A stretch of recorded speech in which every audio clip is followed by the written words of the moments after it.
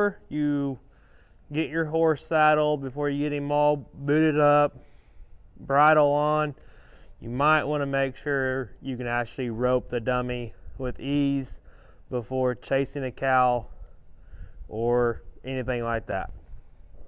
I have a roping glove.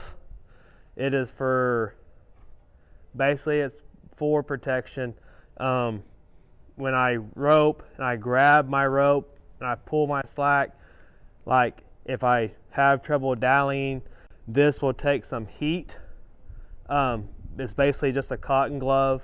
It will take heat when I pull my slack and let that rope slide a little. You will learn this in time about the sliding and stuff. Just because when you grab it, a lot of people, when they throw their rope, they want to grab it and they want to act like, you know, they're Arnold Schwarzenegger, and they just grab it and they just try to hold on to it. Trust me, I've done it. I have burnt like 9 fingers out of 10 at one time. It's not fun. Learn how to rope. When you grab your rope, let it slide through your hand. Don't just grab onto it, because you will not win that battle. Okay, moving on to actually roping the dummy. I got the rope picked out that I want for the day. Tomorrow I might want another one. You never know. Basically, how I like to have my rope ready, I want 3 coils.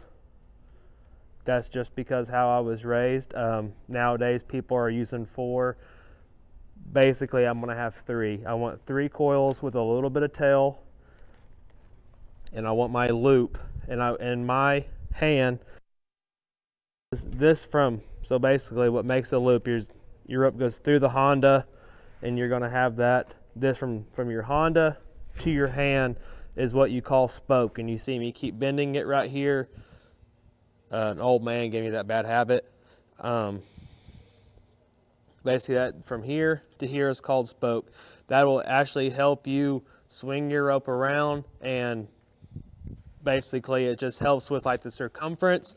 It helps make your loop open as I swing it around my head, and that way when it's open it can actually go around the target that I am aiming for. So that is why I hold my hand back. You don't want to hold it like this, because your rope's eventually going to do that and you are not going to catch very much. You want your hand back, I would say about that far to team rope, to head per se. And when I always prepare, even when I'm roping the dummy, I'm going to act like I am roping for the real thing. I'm going to act like I'm going to the arena and catch everything I throw at. That's just me. I practice for a purpose. Even when you're beginning, a lot of bad habits can be formed. Swinging down here, a lot of older people that have shoulder issues, they swing down here and it's just harder on them. But when you're younger and you're learning how, you want to bring your rope from here up above your head, and you swing your rope above your head.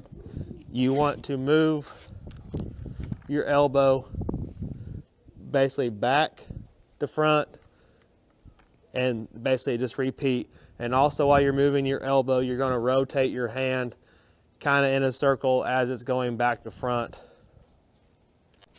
So basically when I swing, I'm going to pick my rope up, walk to my target as I'm swinging my hand back to front, rotating my hand in circular motion as I bring that rope in front of my face. I'm keeping my loop open. I want my loop open. Like you're gonna swing fast at front at first, and then before I throw up my target, I'm gonna slow down and let the rope do the work right there. I'm going to, as I slow down, it's going to open up my loop, and I'm going to throw at the dummy. Now, talking about throwing at the dummy, catching the dummy, there are basically 3 head catches in team roping. You're gonna have, that is called slick horns. If you catch the 2 horns and the nose, that's called the neck.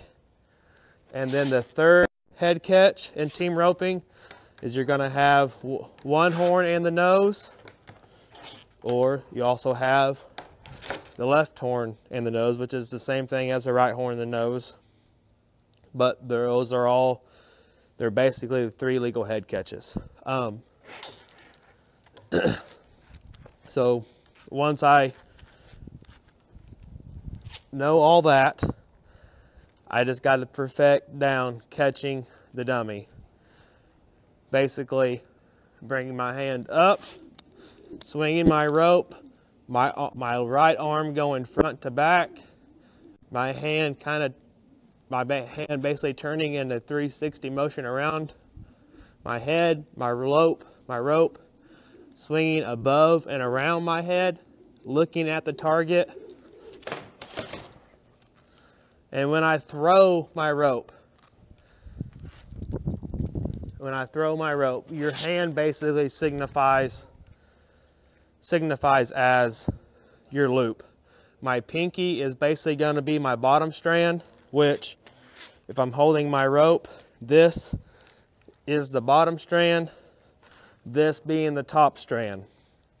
So when I swinging my rope, whatever my hand is doing is basically what your rope's going to be doing. So if I have my hand down like this, if I have my index finger down, my rope better be like this in my hand. It only makes sense.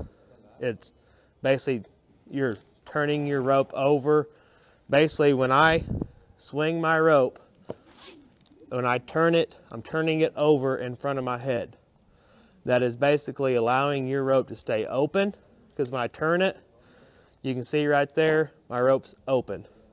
It's open. It's always open. Always should be open. The faster you swing, the tighter the opening's going to be, but when you throw at your target, you're letting off a little bit. You cannot throw as fast as you swing, or your rope will not open up to go to the target. What should my percentage be catching the dummy before I ever try to rope horseback?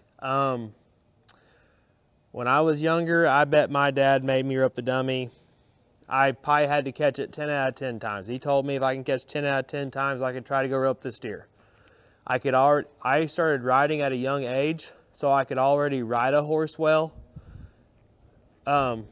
Next was actually roping. I always played with the rope, but I'm pretty sure my dad told me if I can catch this dummy 10 out of 10 times, I could try to go to the arena and go catch a cow.